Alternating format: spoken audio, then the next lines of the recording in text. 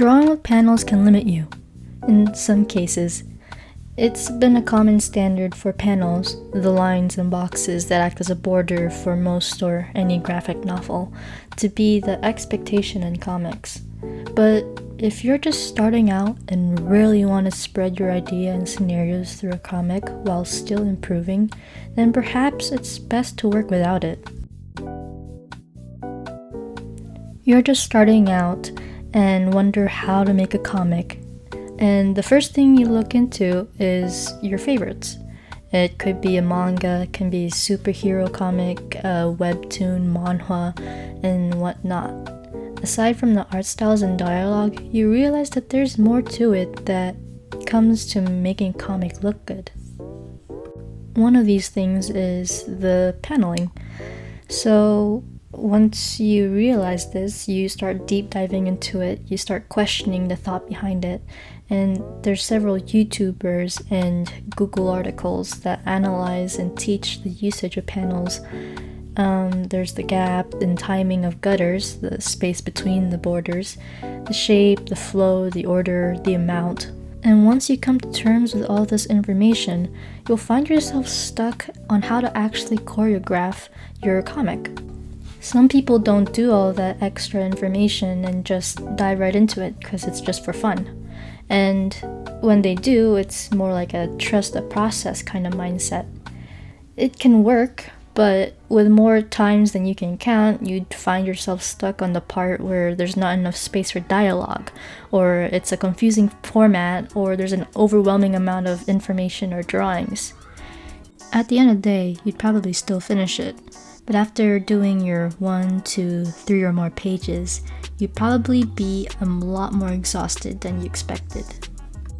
But what if you just remove the borders entirely? Then it wouldn't be as overwhelming and more like simple doodles on paper that just happen to have dialogue hovering over it. Your focus won't just be about the composition and more on the actual characters and scenario, which was what had you drawing to begin with, right? Panels aren't inherently necessary.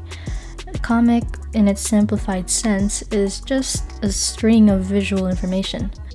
Nothing about it requires to be neat and tidy. So what happens if you make a comic with no panels?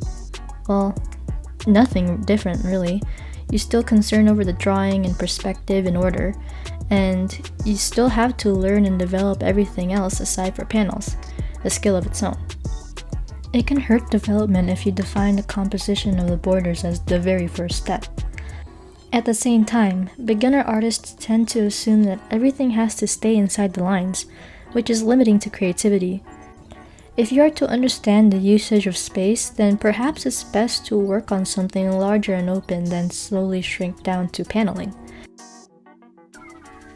Alright, so you built the habit of developing every other skill until you're confident enough to do it professionally, quote unquote. You go back to the drawing board and realize something.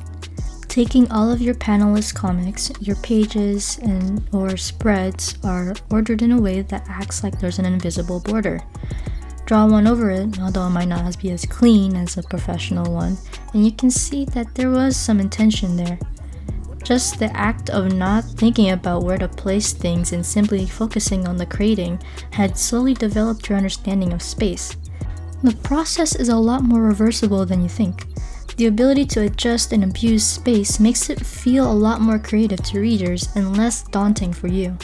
I'm not telling you to completely ignore panels, but more like to treat it less as a priority. At the end of the day, those panels and boxes are just mini versions of your canvas. There's even cases where panels and no panels can coincide in the same comic. I just like to think that this kind of flexibility keeps an open mind when it comes to creating. Of course, this doesn't apply to everyone, and to be honest, I might have a little bias when it comes to how I make my comics.